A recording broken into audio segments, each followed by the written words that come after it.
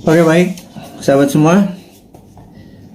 Assalamualaikum warahmatullahi wabarakatuh. Salam sejahtera, salam sehat semuanya, dimanapun sahabat berada saat ini di seluruh wilayah Indonesia, mulai dari Sabang sampai Merauke. Kita tahu Jawa Bali saat ini masih PPKM level 4. Yang tertinggi itu berapa ya? Saya nggak tahu ya. Saya ini diajari begini-begini. Saya agak sedikit gaptek atau kadang-kadang misinformation. Level 4 itu tertinggi atau terendah? Saya kurang tahu, tetapi yang jelas level 4 itu mall belum dibuka kalau nggak salah, dan masih sama seperti yang selama 2 minggu atau 3 minggu terakhir kita mendapatkan di Jawa Bali. Jadi sahabat semua, kita tahu PPKM level 4 ini akan sampai tanggal 2 Agustus, dan hari ini informasinya yang terpapar sampai 45.000, naik lagi kemarin 28 ribuan, sekarang balik lagi ke 45 ribuan yang terpapar, dan ini sungguh sangat berat. Kalau hal ini terjadi, ini feeling saya aja ya, feeling saya sekali lagi, ini bukan sesuatu analisa atau dari data. Feeling saya kalau sampai tanggal 2 Agustus tidak juga turun, masih 30.000 sampai 40.000 yang terpapar, maka tujuannya sahabat semua ya, kita belum berbicara yang lain dulu, kita biar memahami kondisi saat ini. Jadi niat pemerintah mengadakan PPKM yang saya sampai sekarang lupa artinya apa gitu, mohon maaf, ngapunten pisan, ngapunten. Jadi yang jelas adalah kita waktu awal-awal Juli itu kita terpapar 30.000, 40.000, 50.000. Kemudian pemerintah berharap kalau itu turun sampai di bawah 10.000 yang terpapar per hari, maka itu adalah masa PPKM dilepas dan kita kembali berkehidupan sosial seperti biasa, normal gitu ya. Dan ternyata setelah kemarin PPKM itu gagal membawa ke angka 10.000, kemudian diperpanjang lagi, dan sekarang diperpanjang lagi setelah sampai tanggal 25, 26 diperpanjang lagi, sekarang diperpanjang lagi sampai 2 Agustus. Nah, yang diharapkan adalah dengan PPKM itu adalah pergerakan manusia, human movement adalah di bawah 50%. Tapi kalau bisa 70%. Tapi apa daya, faktanya hanya 15%, alias yang 80-an persen masih bergerak seperti biasa. Karena itu tidak ada perubahan yang signifikan, walaupun cukup ketat di sana sini membatasi, tetapi agaknya perut lapar dan kebingungan akan rekening di bank dan kantong menipis itu membuat logika beberapa sahabat kita yang 80% ini nggak bisa diam gitu ya, sangat bisa dimengerti. Dan pemerintah berat sekali kalau masih 15% yang berada di rumah, kemudian dicoba perpanjang lagi, dan faktanya hanya 20%-an yang berada di rumah, alias yang 80%-an masih keluyuran keluar, walaupun makanan, bisnis sudah tidak banyak dibuka lagi. Dan masukan dari beberapa teman yang dulu pada saat di rumah dia pakai Gojek, pakai GoFood, pakai pesan-pesanan online, food online, ternyata rekening bulanannya meledak. Tidak bisa juga dia belanja tiap hari pakai food online, dan ini membuat mereka mengurangi belanja online. Dan yang terjadi adalah banyak pengusaha yang pivot dari manual pindah ke digital, juga tidak dapat penjualan yang baik. Akhirnya banyak orang sekarang masak makanan di rumah. Jadi pebisnis yang tadinya pivot sebentar ternyata tidak survive juga. Itu adalah fakta-fakta yang terjadi. Jadi saya rangkum bahwa yang diharapkan adalah 50% orang berada di rumah, faktanya hanya 15%. Sampai 2 kali perpanjangan PPKM, tidak turun juga sampai di bawah 10.000, masih 40.000 yang terpapar per hari, 45.000 hari ini. Dan kalau begini terus sampai tanggal 2 Agustus, maka kemungkinan besar PPKM ini akan diperpanjang, baik itu di level 4 atau level 3. Cabenya mungkin pedesannya agak berkurang, tetapi kita harus melihat fakta. Sebentar lagi 17 Agustus gitu ya. Di sini masyarakat bergerak lagi. Jadi kalau itu bergerak lagi, masyarakat bergerak lagi, itu tidak pernah turun-turun di bawah 10.000, dan berita buruknya PPKM akan berkepanjangan. Jadi saya pikir masalah pemaparan COVID dengan PPKM ini terbukti tidak efektif gitu ya. Nah, mungkin kalau di setiap rumah dikasih duit 5 juta per 2 minggu, yang di daerah terpapar PPKM per kepala keluarga, mungkin mereka semua akan memilih diam, karena kalau mereka keluar mereka didenda 5 juta gitu ya. Kalau di dalam rumah dikasih 5 juta. Jadi kalau keluar rumah di charge 5 juta. Mungkin orang Indonesia tuh memang mungkin jangan-jangan nggak bisa dipanis atau nggak bisa dihukum. Yang orang Indonesia tuh cocoknya adalah diberi hadiah atau diberi insentif. Jadi ya kepada kepala negara, pejabat saat ini, ya mbok pakai alternatif kedua, jangan dilarang. Kasih aja sudah duit, kasih vitamin gitu ya. Udah lepas aja, jangan-jangan ini pakai herd immunity, mungkin ya, karuan aja. Jadi ya vaksin diteruskan, vitamin dikasih setiap rumah, duit dikasih 5 juta sebulan gitu ya. Mungkin mereka akan manut sama pemerintah dan gagasan-gagasan ini tadi. Oke. Kemudian saya juga ingin mengabarkan bahwa kita mempromosikan yang namanya kibarkan bendera putih jika Anda atau sahabat semua punya masalah keuangan, masalah kesehatan, dan tugas sahabat semua adalah menurunkan bendera putih itu dengan menolong mereka. Jadi bendera putih itu adalah tanda bukan menyerah, bukan kalah. Itu adalah tanda Anda butuh pertolongan, gitu ya. Kita bingung kalau bendera kuning nanti di sebagian wilayah dibilang kematian, tapi di daerah Makassar putih malah dibilang kematian. Tapi ini bukan itu masalahnya. Kita hanya ingin memberi signal dari sesama untuk sesama bahwa kalau ada bendera putih naik, tanya dia, tolong dia gitu ya. Tetapi saat ini pemerintah dan partai yang mendukung pemerintah agak sensi gitu ya. Dianggap gerakan bendera putih ini adalah gerakan politik yang menganggap kalau itu banyak bendera putihnya dianggap pemerintah ini tidak perform, dan bendera putih ini gerakannya dicoba diganti dengan memasang bendera merah putih, yaitu pejuang melawan COVID. Ini yang saya sedikit heran, kok sensitif banget sih ya, pada saat orang atas nama kemanusiaan bergerak, dicap mau berpolitik gitu ya. Enggak lah, kali ini nih politik nomor 5 kali. Nomor 1 adalah humanitarian atau keselamatan sesama anak bangsa. Kalau pemerintah nggak bisa bantu, kita coba bantu dengan berkontribusi menurunkan bendera putih. Jadi bendera putih sekali lagi bukan gerakan politik. Dan kalau Anda, wahai pejabat, sekarang memutuskan untuk memasang bendera merah putih sebagai bentuk perjuangan terhadap COVID, kita dukung juga gitu ya. Bendera merah putih kita naikkan. Tapi kalau teman kita lapar, kodenya apa? Kalau ditaiknya bendera merah putih kan perjuangan gitu ya. Nah, tapi terlalu politik. Saya lagi, ini bukan politik. Nggak ada niat untuk kita yang mempromosikan bendera putih ini sebagai gerakan politik. Gerakan bendera putih adalah gerakan sosial. Tidak ada niatan untuk berpolitik. Anda aja yang menjabat. Toh 2024 Anda juga selesai semua jabatannya ya. Dan saya titip ya, tolong utangnya jangan banyak-banyak. Karena kami repot bayarin utang Anda gitu ya.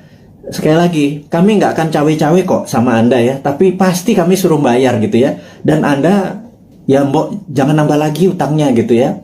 Berat loh, hampir 6.500 triliun utangnya saat ini. Dan pilihannya Ibu itu juga masih ngutang lagi, nambah 500 triliun lagi. Itu kalau hampir berapa ya, kalau nanti di akhir masa jabatan hampir 10.000 triliun. Itu kalau bunganya 5% setahun itu 500 miliar, hanya 500 triliun hanya untuk bayar bunganya. Kasihan Pak, kita nih Pak, New Mind ini Pak, nyaurin utang gitu ya. Anda dapat nama sama pestanya, kita yang nyuci piring Pak. Ya kasihan dikit lah, kasihan dikit buat anak-anak New Mind yang nanti berkuasa ini ya Pak ya. Jadi wahai pejabat, sekarang Anda boleh lakukan apapun, tolong jangan nambah utang gitu ya. Pusing kita nanti bayarnya, anak cucu kita bayarnya. Dan tapi tenang, kalau New Mind berkuasa, Anda nggak diganggu kok, nggak ada masalah legal, nggak masalah buzzer menyerang Anda. Enggak lah, Anda aja yang pakai buzzer itu untuk membunuh karakter orang-orang yang tidak setuju. Silahkan Anda aja, kita tidak akan balas. Itu bedanya. Kita akan mikul dhuwur mendem jero. Kita mendem rasa kita. Kita akan kelarkan ini. Tidak ada dendam di antara kita. Bahkan Anda ngutang, monggo, tapi jangan banyak-banyak. Karena kita akan nyaur, tenang ya. Saya nggak yakin Anda bisa nyaur atau membayar utang tersebut, tapi New Mind bisa. Jadi sekali lagi, pesan kepada pejabat, Anda masih punya 3 tahun. Bendera putih bukan gerakan politik. Bendera merah putih Anda adalah gerakan politik. Anda mau berjuang melawan COVID, kita juga berjuang melawan COVID. Kita mau membantu sama, itu adalah gerakan kita. Anda nggak dukung, nggak apa-apa. Anda mau menjalankan 3 tahun lagi, monggo, silahkan, kami nggak cawe-cawe. Tapi pesan satu aja, jangan nambah ngutang ya, gitu. Karena repot kalau ngutang diperpanjang. Karena pasti kami yang nyaur, kami yang ini. Anda sekarang silahkan terus kedua, Anda boleh menggunakan buzzer, silahkan membunuh siapapun yang Anda mau oposisi, Anda mau eksekusi dengan buzzer Anda, silahkan. Tapi nanti jangan harap, kami nggak akan gabung dengan oposisi, kami juga nggak akan gabung dengan itu. Kami anggap semuanya old mind ya, mau oposisi mau incumbent, kami anggap semuanya old mind ya. Sekali lagi kami ulangi, New Mind itu menganggap oposisi saat ini dan incumbent itu adalah old mind. Kenapa kami bilang oposisi itu adalah old mind? Karena sampai sekarang oposisi itu tidak juga memberikan solusi kepada pemerintah. Dan kedua, pemerintah saat ini bengep-bengep berjuang gelundang-gelundung sendirian, keberatan, ditolong, disaranin, gak denger, ya wis, kita cuma bisa ngasih saran, kita nggak pernah ngeritik loh, ngeritik kasih saran, atau ngasih saran sekalian, Anda nggak pakai silahkan, nanti kita pakai gitu ya. Jadi sekali lagi, New Mind itu bukan oposisi, New Mind itu bukan incumbent, New Mind adalah NKRI garis lucu, dah gitu ya.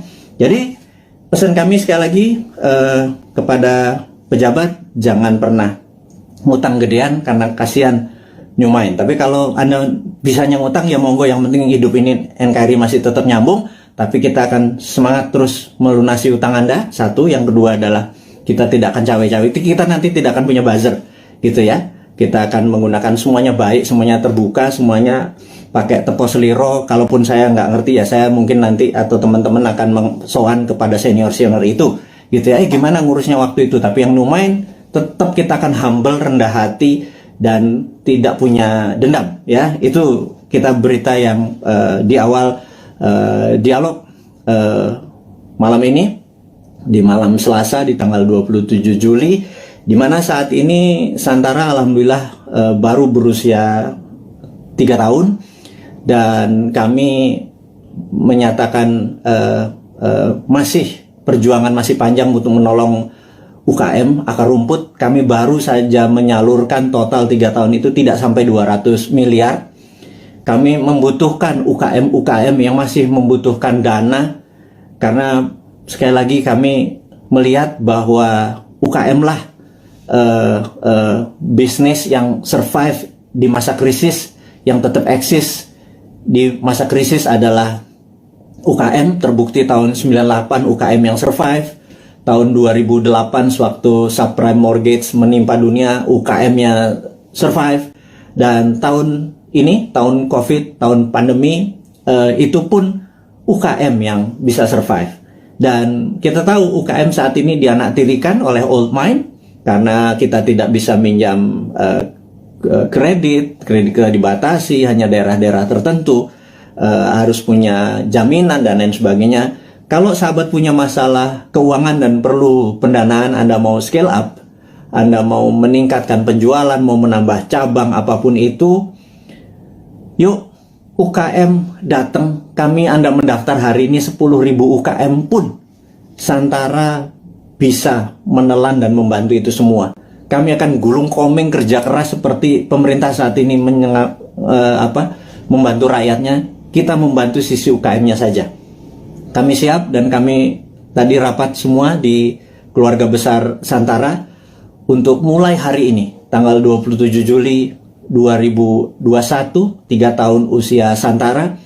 Kami siap tidak tidur siang malam, membagi jam kerja untuk membantu teman-teman agar UKM-nya bisa sukses, eksis di tengah krisis dengan pendanaan. Yang kedua adalah, kita tahu teman-teman investor, teman-teman yang mempunyai portfolio keuangan, kami sangat menyarankan Anda saat ini mungkin punya tabungan, deposito, punya mencari tempat investasi.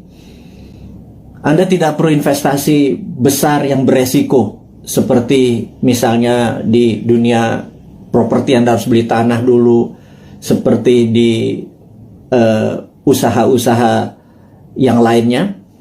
Sementara uang atau modal Anda terbatas, katakanlah kecil, di bawah 10 juta, di bawah 20 juta gitu ya, dimana investasi yang lain besar-besar.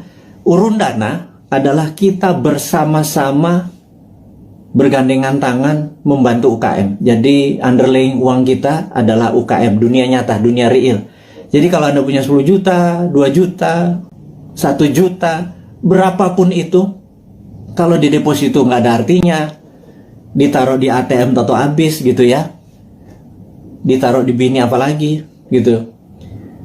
Nah, cobalah portfolio Anda, keuangan Anda mulai dibagi-bagi. Jadi misalnya letakkan sedikit di UKM Santara. Anda bisa pilih, sebentar lagi listing-listing di Santara itu akan bertaburan. Pilih, Anda pilih sendiri. Di dalam investasi, Santara hanya penghulu. Santara tidak membuat menyarankan ini yang baik, ini yang buruk. Anda sebagai investor lah yang berhak memilih pasangan Anda. Kalau Anda adalah cowok investor, maka UKM adalah ceweknya gitu ya. Cari yang cantik, yang pinter, yang terus belajar gitu ya, untuk jadi pasangan investasi Anda. Jadi saya sangat sarankan kalau Anda berminat menjadi investor di Santara, hubungi nanti di IG-nya Santara, ada nomor investor. Kalau Anda mau invest, Anda nggak usah pikir, wah saya nggak punya duit 100 juta, kita nggak butuh. Sahabat, kita yang butuh adalah uang-uang yang nganggur, yang receh, ketimbang ditaruh di tabungan Anda di celengan babi itu, namanya juga celeng gitu ya. Anda pindahkan aja 1.500.000 uang Anda itu, pindahkan ke UKM. Jadi ada dua hal: satu, Anda bisa dapat dividennya; dua, Anda menolong ekonomi saudara kita sendiri, para UKM. Jadi itulah filosofi Santara dan niat Santara untuk membantu. Dan Santara saat ini kami ingin melaporkan juga bahwa dalam 2-3 tahun ke depan, dan mulai dari ulang tahun yang ketiga ini, kita akan membuat Santara internasional. Jadi Santara Viet di Vietnam, Santara Thai di Thailand, dan Santara Filipina. Itu 3 negara akan kita buat duluan. Jadi kita ingin Santara ini go internasional. Itu kita udah siapkan, kita udah ada mitranya. Jadi bukan hanya Gojek bisa di Vietnam, Santara pun bisa. Karena Santara punya keunikan, ini adalah equity crowdfunding pertama di Indonesia dan terbesar. Dan kita bercita-cita ingin menjadi yang terbesar di ASEAN atau di regional. Dan ini hanya membuktikan bahwa Indonesia bukan jago kandang. Indonesia di bawah New Mind itu ekspor kita. Buktinya Santara, karena di Vietnam, di Thailand, dan di Filipina tidak ada. Jadi kita go global, company kita dari sana ya dong untuk dong ya. Jadi Vietnam untuk Vietnam, Thailand untuk Thailand. Dia hanya pakai softwarenya kita. Dan mereka sangat antusias sekali. Nah, bayangkan kalau nanti ada 10.000 perusahaan Vietnam listing di Vietnam, tapi di Indonesia cuma 1.000. Yang ada masalah adalah orang Indonesianya. Orang Indonesia kakek mikir kali ya. Banyakan mikir, banyakan analisa, kepinteran kali ya, jangan-jangan. Karena itulah saya pikir ke depan, mbok kurangi mikir gitu ya.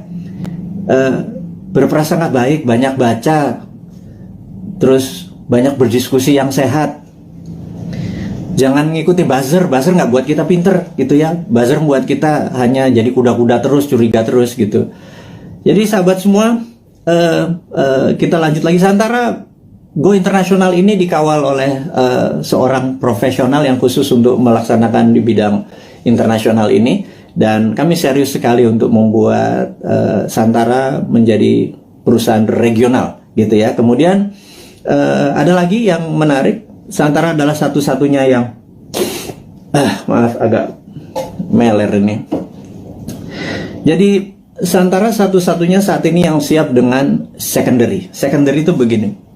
Kalau Anda invest, Anda ingin exit, itu exitnya bisa di secondary. Jadi investasi itu ada dua. Satu dari dividen, di mana Anda dapat benefitnya, dividen. Dua adalah kenaikan dari nilai saham tersebut. Dan kenaikan nilai saham tersebut bisa Anda lepas di mana? Di secondary market. Jadi kalau Anda misalnya saat ini di IDX atau di Bursa Efek Indonesia, Anda membeli saham katakanlah BCA gitu ya, harganya lupa saya sekarang berapa, 30.000 atau 29.000 kali. Begitu Anda membeli, suatu hari harganya menjadi 30.000 atau 31.000, ada untung 1.000-2.000 perak. Anda selain dapat dividen dari BCA, Anda juga bisa exit, dapat 1.000 atau 2.000 rupiah per lembar saham yang Anda beli. Jadi Anda dapat capital gain-nya gitu ya. Nah, capital gain itu eksekusinya ada di secondary market. Jadi kalau Anda sekarang pemain kripto, Anda doge, Anda beli Bitcoin di harganya harga dari langit, misalnya 100 juta, sekarang harganya 101 juta, Anda jualan untung 1 juta. Itu namanya secondary market. Anda melepas secondary market. Nah, sebentar lagi Santara akan meluncurkan secondary market. Izin kita dari OJK sudah lengkap. Jadi bisa dibayangkan, saat ini ada 1 juta sahabat kita yang bermain di kripto gitu ya. Uangnya tentunya saham-saham internasional. Koin-koin yang Anda main adalah koin internasional. Jadi uang Anda sebenarnya menguntungkan negara lain. Terus kemudian di Bursa Efek Indonesia juga ada sekitar 1,2 juta investor yang setiap hari ada di floor saham untuk jual beli sahamnya. Dan kita berharap sewaktu Santara secondary-nya dibuka, itu adalah teman-teman yang portfolio keuangannya tadi bermain mengharapkan capital gain, Anda bisa menolong UKM karena yang Anda beli adalah saham UKM. Benar-benar ada sektor realnya, yaitu membantu sahabat UKM di Indonesia. Dan apa yang terjadi kalau di Vietnam, Thailand, dan Filipina kita bisa bersama-sama, ini terlalu mulus kalau kita bilang sekarang ya. Anggap 3-4 tahun lagi lah sampai 2026, 2027. Itu kita akan menjadi the biggest bursa UKM di dunia. Dan ini akan membuktikan bahwa Indonesia sekali lagi bukan jago kandang. Indonesia memang layak 2045 menjadi superpower country. Sekali lagi, Indonesia tahun 2045 layak menjadi superpower country. Sayangnya saat ini ya, sudah 20 tahun kita dipimpin oleh 3 kepala negara. Kita belum juga per hari ini menjadi negara superpower ya. Saya sengaja membuat kata-kata ini untuk semua berpikir, bukan mengkritik, bukan ngeledek, bukan nyinyir, tetapi sebuah realita. 3 tahun kita dengan Ibu Mega, kemudian 10 tahun kita dengan Pak SBY, kemudian ditambah saat ini Pak Jokowi 7 tahun. Jadi total 20 tahun. Pertanyaannya, apakah Indonesia sudah menjadi negara superpower dalam 20 tahun? Jawabannya, kita masih negara pengimpor, kita masih negara penghutang, kita masih bergantung yuan dan dolar.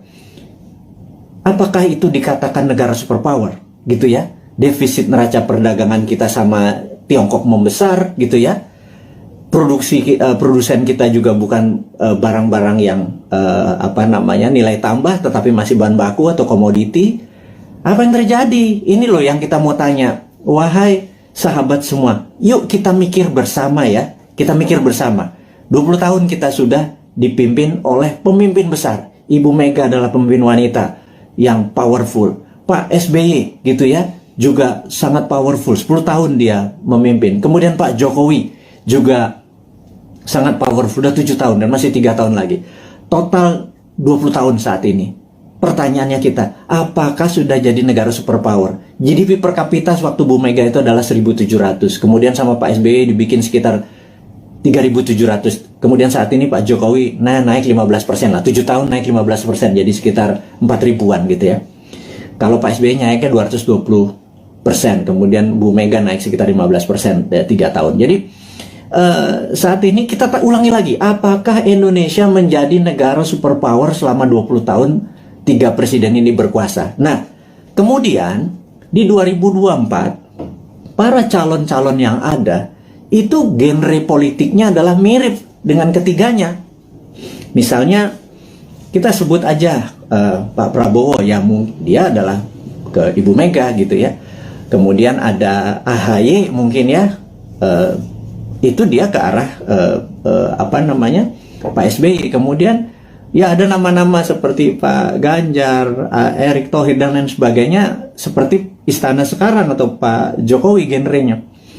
Apakah dengan mereka menjadi presiden 2024 sekarang yang ada di etalase politik sekarang ini, apakah selama 20 tahun ke depan akan membuat Indonesia menjadi negara superpower? Tanya deh, gitu ya. Anda kan ngefans tuh ya sama Pak Ridwan Kamil, ngefans sama Pak Ganjar. Nggak salah ngefans sama mereka. Saya juga ngefans loh, teman saya semua gitu ya.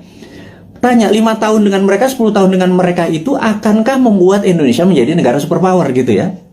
Nah, pertanyaan berikutnya. Emang ada negara dalam 20 tahun menjadi negara superpower gitu ya? Itu kan, ini Sontoloyo ngomong doang lu si Bosman ini, emang ada negara dalam 20 tahun menjadi negara superpower? Oke.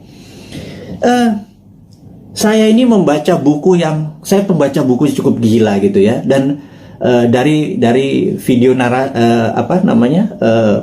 IG live terakhir dan hingga saat ini saya lagi membaca buku Deng Xiaoping the Transformation of China dari Ezra Vogel.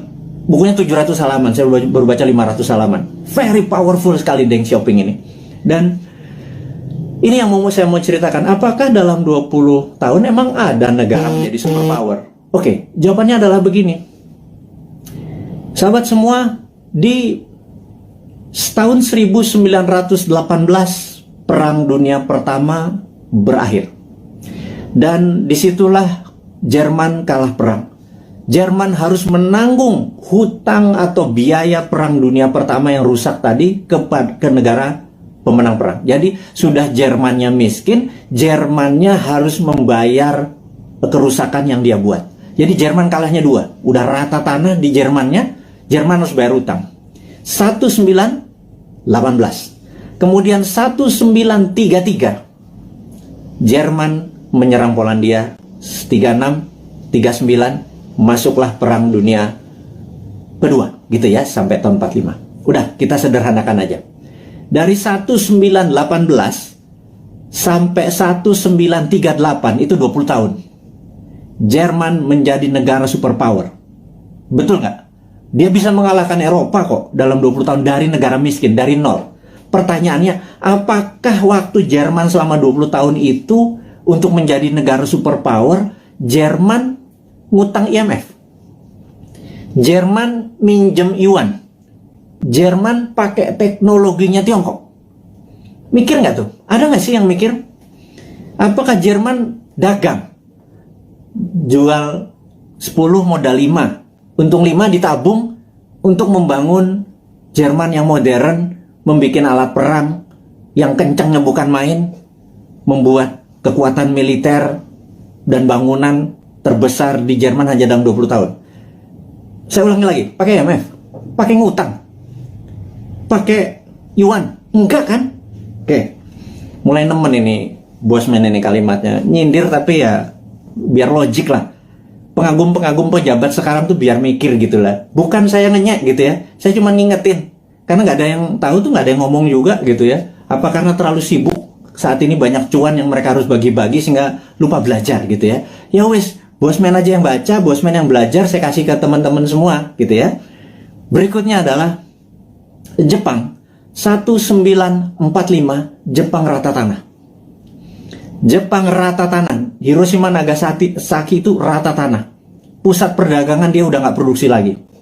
Kemudian 1964, 19 tahun, ada yang namanya Olimpiade Tokyo. Seperti sekarang ini ada Olimpiade Tokyo. Anda harus nonton. Waduh, itu atletnya model semua itu. Ada Alika Smith, ada Robin dari Kanada, ada yang Jerman. Udahlah, Anda nonton lah. Jangan kebanyakan nonton acara sinetron di Indonesia, itu nggak ada pelajaran apa-apa itu. Sekarang udah sehat, kita semangat nonton Olimpiade yang saat ini ada di Tokyo gitu ya. Oke, balik lagi ke selama 19 tahun, kemudian tahun Jepang membangun di tahun 1964 Jepang mengadakan Olimpiade Tokyo, dan itu adalah Olimpiade modern pertama di dunia. Atlet-atlet yang datang ke sana terkagum-kagum kok bisa Jepang menjadi negara yang sangat maju gitu ya dalam tahun 64 itu. Dan kemudian tahun 80-an alias 20 tahun setelah itu, kita bicara tahun 80-an, ada Sony, ada Toyota itu menguasai dunia seperti China sekarang. Jadi ternyata bisa tuh menjadi negara superpower dalam 20 tahun gitu ya. Nah, kemudian tahun 79 Tiongkok jangan tanya, Tiongkok rata tanah. Mao Zedong itu merusak semuanya, membakar orang-orang pinter, buku dibakar. Sampai orang yang Mao Zedong tidak sukai berkuasa atau mendapat kesempatan memimpin yang namanya Deng Xiaoping. Deng Xiaoping ini dalam pidatonya sering mengucapkan kata-kata demokrasi, sangat menarik.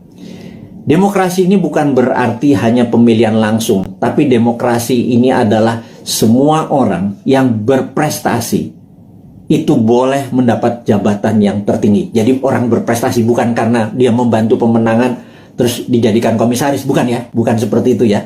Jadi benar-benar berdasarkan merit atau prestasi, namanya meritokrasi. Nah, demokrasi ini adalah membebaskan semua orang yang berprestasi untuk menduduki jabatan penting. Nah, Deng Xiaoping memepet Ronald Reagan di tahun 80-an, dan Amerika banyak membantu Deng Xiaoping yang mengatakan dia akan mengikuti apa yang negara demokrasi mau. Ini yang saya bilang dia main tiga kaki. Kemudian dia harus memilih, dia berpihak ke Rusia, Soviet, atau ke Amerika. Dia main dua kaki. Ke Soviet sesama komunis, ke Amerika pura-pura ikut demokrasi. Di tahun 1989, Deng Xiaoping menghadapi sebuah dilema yang besar di mana demokrasinya meminta banyak korban, dan disitulah ada dua pilihan: soft power ikut demokrasi atau hard power China mulai berdiri sendiri. Akhirnya Deng memilih pilihan kedua. Disikat 10.000 mahasiswa di Tiananmen Square, dan disitulah muncul Tiananmen Papers. Jadi efeknya adalah seluruh investor keluar dari Tiongkok pada saat itu. China alone, China sendirian. Di tahun 89, para petinggi PKC, Partai Komunis Cina, memutuskan fuck IMF. Nah, kalimat gue ngomong gini nggak apa-apa ya. Kemudian dia mengatakan waktu ada Tiananmen, Gorbachev itu ada di Tiongkok. Deng Xiaoping di bukunya bilang Gorbachev goblok katanya gitu. Nah, akhirnya benar, perestroika dan glasnosnya Gorbachev merubuhkan Uni Soviet gitu ya. Sementara Deng Xiaoping dengan protokol Tiananmennya membuat China 89 ya, sendirian, semua ditinggalin sama perusahaan-perusahaan asing. Dia mulai memprinting renminbi dengan yuan dan lain sebagainya, itu udah saya lama ceritakan. Puncaknya adalah tahun 2008 pada saat Olimpiade Beijing. Jadi tahun 1989 sampai 2008 adalah 19 tahun. Oke, kita buletin aja. 20 tahun. China menjadi negara superpower. Sekali lagi, sejak saat itu sampai sekarang 20 tahun kemudian 2013, China punya policy mulai ofensif, mulai menyerang, mulai keluar untuk membuktikan kedikjayaannya dia. Selama 3.000 tahun, Tiongkok adalah negara trader terbesar di dunia. 200 tahun terakhir, Eropa masuk ke Shanghai, ke Beijing, dikasih narkoba, opium, membuat goblok orang-orang Tiongkok, dan membuat Deng Xiaoping bilang, kita harus merebut balik. Kemudian apa yang terjadi 20 tahun setelah tahun 89, tahun 2008 adalah puncak ekonominya Tiongkok, dan sekarang dia terus berjalan. 20 tahun kemudian, dalam 40 tahun, Tiongkok kembali menjadi negara trading terbesar di dunia dan negara kedua terkaya setelah Amerika. Sekali lagi, sahabat semua, ini membuktikan bahwa dalam 20 tahun harusnya Indonesia bisa menjadi negara superpower. Setidaknya road to become superpower country. Nah, 3 tahun Bu Mega, 10 tahun Pak SBY, dan 7 tahun Pak Jokowi, dia sudah do the right thing. Sekali lagi, sudah do the right thing. Ke depan, 20 tahun ke depan, sampai 2045, Indonesia untuk menjadi negara superpower, apakah genre old mind Anda masih mau pakai? Kalau Anda pakai ya silakan, karena ini kan demokrasi, gitu ya. Tetapi kalau Anda mau memakai new mind, ini persis seperti apa yang Tiongkok lakukan, seperti Jerman lakukan, seperti Jepang lakukan. New mind punya konsepnya. Monggo, yang menjadi presiden yang sekarang ada di etalase, monggo. Tetapi kalau mau pakai konsepnya new mind, kita sudah lengkap. Inilah sahabat semua, sahabat-sahabat Bosman, kaum Sontoloyo dari Republik Sontoloyo ini. Saya minta Anda semua sekarang mempromosikan ini semua. Bukan karena Bosman mau jadi presiden. Enggak, lupakan. Enggak penting. Yang penting kita cuma sejahtera. Untuk sejahtera itu harus punya konsep menjadi negara besar di tahun 2045. Gitu ya. Nah, untuk itu sekali lagi sangat rinci. Gimana caranya? Yaitu contohnya adalah kita tahu UKM saat ini 97% angkatan kerja itu adanya di UKM. Saya ulangi lagi. 97% angkatan kerja itu ada di UKM. Gara-gara pandemi, 9,7 juta sahabat kita menganggur. Karena Pak, UKM yang terpukul. Berikutnya, UKM saat ini belum menjadikan karpet merah difasilitas oleh pejabat negara. Karena kita belum bisa berdaulat UKM itu. Padahal ada lebih 50 juta UMKM ya, dari mikro, kecil, menengah, yang menghidupi 97% angkatan kerja.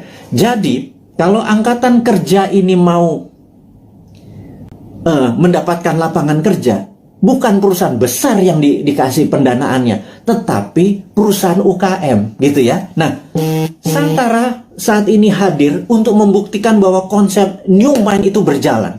Dari kita untuk kita, dari sesama untuk sesama. Ingat, bendera putih adalah dari sesama untuk sesama. Kita nggak perlu IMF, kita nggak perlu Yuan, kita nggak perlu Jepang, kita nggak perlu Amerika, kita nggak perlu Tiongkok. Setuju ya? Dari kita untuk kita, itu bendera putih. UKM juga harusnya dari kita untuk kita. Jadi investor receh masuk 2 juta, 200 ribu, 500 ribu. Tolong angkat itu UKM.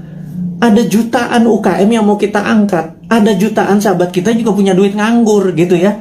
Gabungkan semua. Santara hanya platform.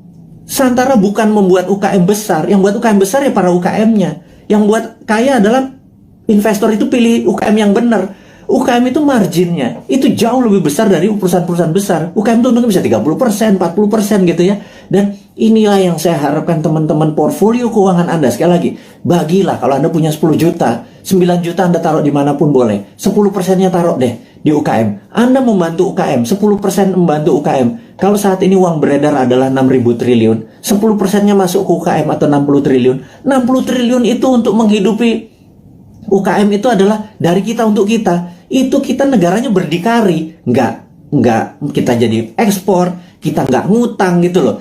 Nah, sahabat semua, di ulang tahun Santara ketiga dengan berapi-api si Bosman Sontoloyo ini, ngapunten minta izin tanpa niat menyinggung siapapun, tetapi kita mengkritik diri kita sendiri bahwa yuk 20 tahun kita ucapkan terima kasih kepada pemimpin-pemimpin kita yang telah membawa kita ke saat ini, kita masih utuh negaranya. Dan ke depan kita harus mempunyai konsep baru. Konsep baru ini adalah yang kita akan lakukan adalah membangun akar rumput, gitu ya. Membangun akar rumput ini adalah bisnis akar rumput kita bantu, adalah investor akar rumput kita bantu. Jadi itu adalah informasi. Dan ini terakhir berita internasional. Jadi ada 3 step tadi ya, lokal tentang pandemi, bahwa kita belum melihat pandemi ini akan berakhir sampai habis 17 Agustus sampai Agustus, belum melihat. Kalau ditambah tadi masih itu, jadi kita harus melakukan strategi-strategi.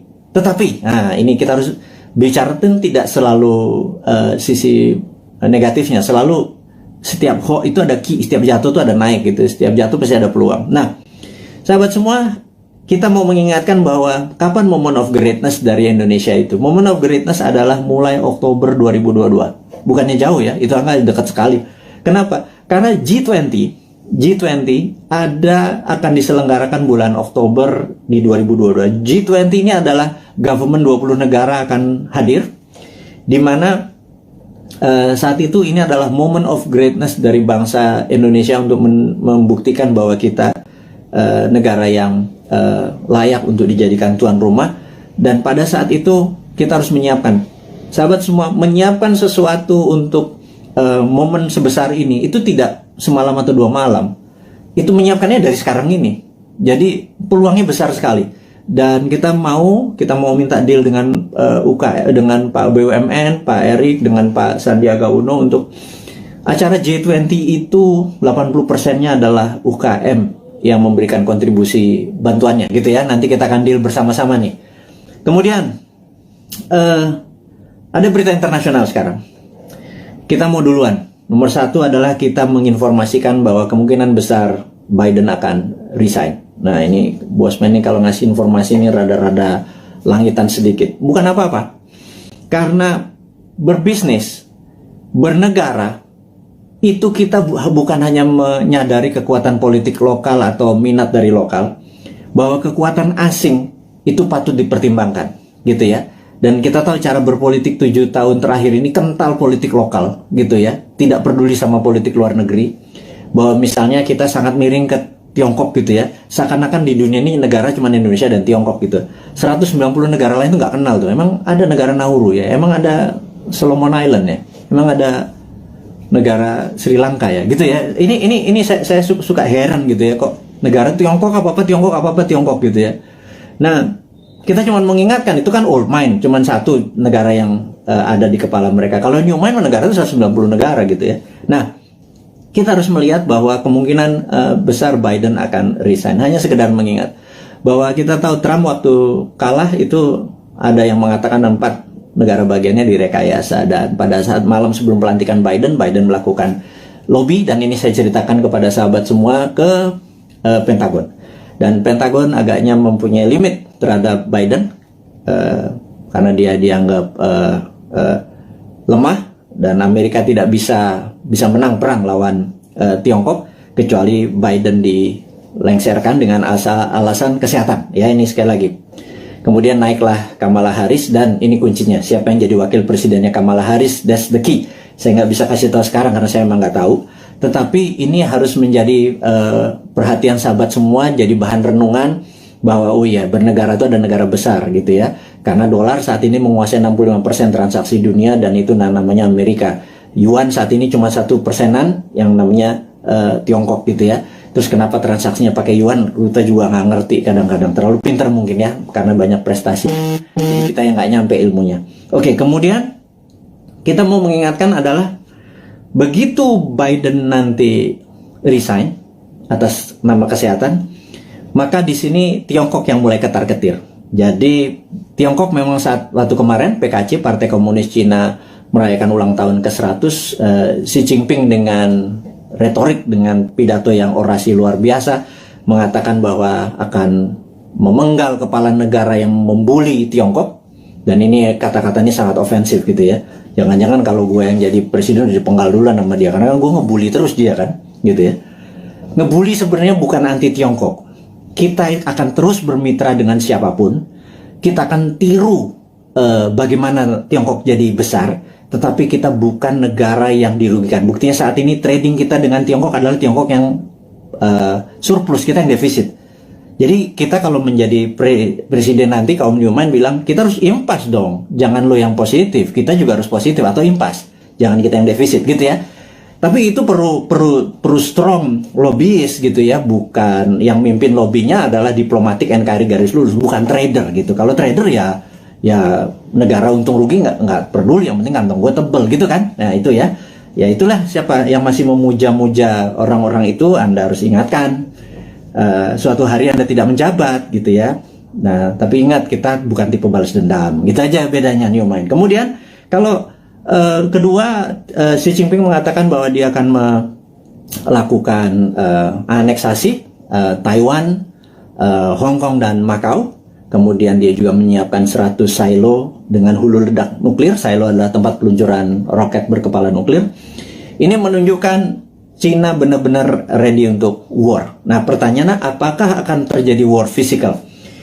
Di sini kita mau mengingatkan bahwa sewaktu kita melihat dari sisi Amerika, apakah Amerika akan melakukan naval war? Karena perang China sama Amerika battlefieldnya atau tempat perangnya adalah Laut Cina Selatan. Karena perangnya laut, maka perangnya naval. Naval itu adalah perang kapal. Jadi kapal Amerika mungkin mepet sampai China, Tiongkok sisi barat, sisi timur. Kemudian sebelum mepet tersebut, roket-roketnya Tiongkok langsung mukulin kapal di navinya kapalnya Amerika. Tapi kayaknya nggak mungkin, karena itu tidak berefek kepada mainlandnya Amerika. Dan perang di laut itu mahal, gitu ya. Perang di laut itu mahal. Jadi sahabat semua, apa yang dilakukan kalau perang ini terjadi? Perangnya ada dua, yang kita sebut ini perang baru. Perang baru, saya baru baca bukunya soalnya. Saya ini kaget-kaget dengan istilah baru. Saya nggak yakin para pejabat sekarang sempat baca. Jadi ya udah kita ajarin aja mereka dengan ini, namanya invisible war atau perang yang tidak terlihat. Perang tidak terlihat ini ada dua. Nomor satu, kita tahu bahwa Amerika punya angkatan ke-6 yang namanya Space Army, ya. Angkatan ke-6 Space Army Amerika ini yang perangnya nanti perang bintang atau Space War, karena dia punya orbit tertinggi. Jadi orbit posisi satelit, posisi orbit satelit Amerika itu di orbit tertinggi, karena posisi dia di atas dari 1000 satelit Cina. Kita tahu di dunia ini ada sekitar 20.000 satelit. 60% adalah milik Amerika. Cina cuma 1000. Itu ditembakin semua satelitnya dari pakai laser magnetic beam yang Amerika saat ini punya. Itu pasti China shutdown itu, gitu ya. Kemudian kita mau mengingatkan lagi, invisible war kedua adalah pandemi, gitu ya. Jadi dihajar dengan pandemi di sisi bawah, di atas, di yang tidak kelihatan juga di sisi battle space, perang udara. Nah, teman-teman, apapun yang terjadi perang antara gajah, dua gajah itu jangan Pelanduk mati di tengahnya, jangan Indonesia mati di tengahnya. Karena itu kita selalu menantang old mind ini. Punya plan B nggak? Gitu ya. Sekali lagi, punya plan B nggak kalau benar-benar ini terjadi? Karena kapanpun bisa terjadi. Anggap tidak terjadi, tapi kan plan B tetap harus punya, gitu ya. Gitu. Misalnya kita tanya lagi, kalau vaksin yang 150 juta sudah divaksinin semua warga Indonesia, tetapi tetap aja COVID tetap merajalela, punya plan B nggak? Gitu ya. Nah, kalau nggak punya plan B, ini bernegara model apa sih kalian itu, gitu ya? Nggak ngerti geopolitik luar negeri, nggak ngerti pandemi, bahwa itu adalah war tool, strateginya adalah gagap, gitu ya. Kita sekali lagi, ini bukan mengkritik, ini mengingatkan bahwa kesadaran bernegara dari kaum New Mind itu tinggi. Kita nih patriotis semua nih kaum New Mind ini. Kita nggak pernah menyalahkan tanpa solusi, gitu. Kita ngeritik barusan aja, nyinyir sedikit, tetap ngasih solusi, gitu ya.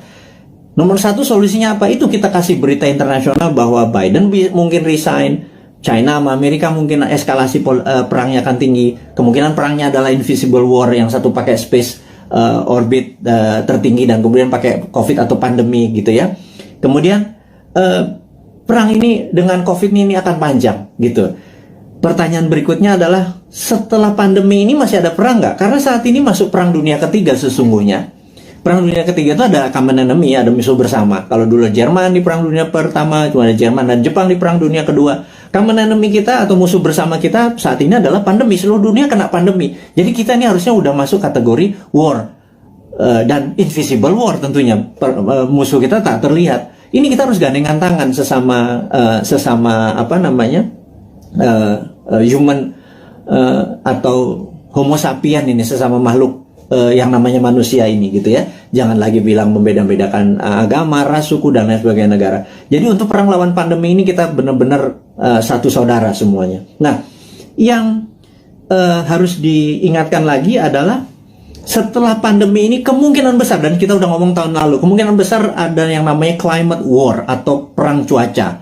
HAARP atau HARP saat ini sudah mulai saling tembak. Dan dulu selama 10 tahun biasanya di Alaska antara Rusia sama Amerika. Nah, HARP ini, Amerika pernah nembakin HARP ini membuat kelangkaan gandum, sehingga gandum di Timur Tengah kurang karena tidak bisa disuplai oleh Rusia. Rusia dikerjain, waktu itu kering kepanjangan.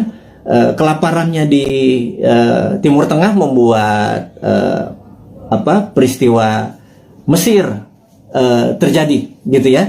Ini semua ada relasinya dan sudah berhasil merubah. Jadi climate war ini akan membuat kelangkaan pangan.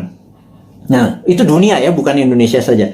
Indonesia ini punya kelebihan, yaitu punya 2 musim. Musim hujan, lupa gua. Musim durian juga masuk harusnya ya. Musim kawin segala macam, lupa gua. Jadi bukan musim hujan dengan musim kemarau saja.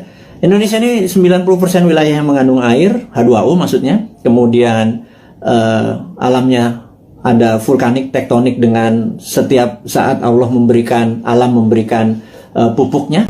Kemudian kita juga memiliki laut yang menghasilkan ikan. Kita ini komplit sehingga Indonesia bisa menjadi, seharusnya kalau di bawah New Mind nanti, Indonesia menjadi the biggest food country. Kita akan banyak membangun food estate. Itu adalah solusi. Dimana pada saat selesai pandemic war, perang ini, kita akan menghadapi perang cuaca atau climate war, dan kita harusnya menjadi rule the world dengan cara itu. Jadi 2045 Indonesia benar-benar menjadi negara superpower gitu ya. Itu kita kasih bocoran-bocoran seperti ini terus untuk mengingatkan bahwa udahlah 20 tahun ke depan bisa Indonesia menjadi superpower, tetapi tidak bisa dengan cara old mind, dengan cara new mind. Ini loh konsepnya new mind. Kita berikan papersnya, kita berikan konsepnya, kita berikan orang-orangnya juga.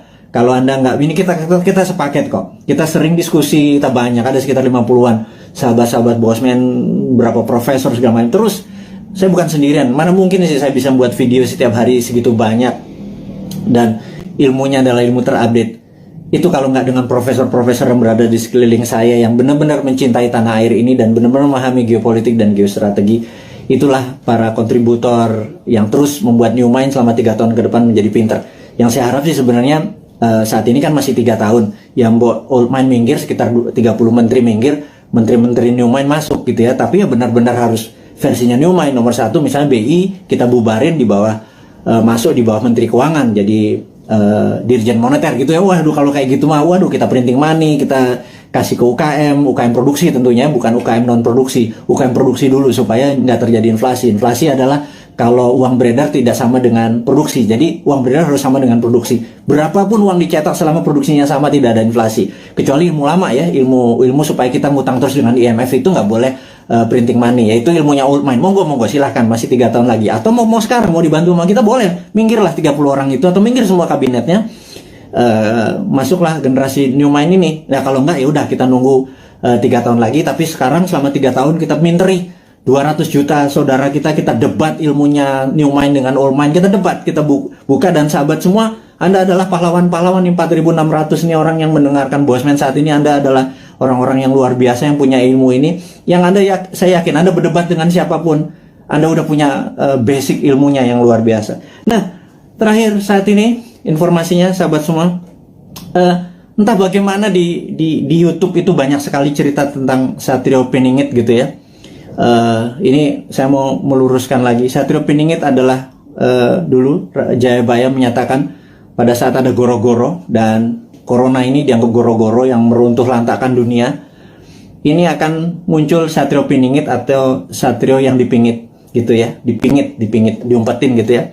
Dan ada yang mengatakan Bosman ini video-videonya dia keluar tapi orangnya nggak keluar. Ini jangan-jangan Satrio Piningit. Saya bilang ini kurang ajar ini. Saya bilang jangan pernah menyebut Satrio Piningit itu Bosman. Nggak ada urusan, sekali lagi. Saya nggak pengen disamakan karena niat saya bukan begitu gitu ya.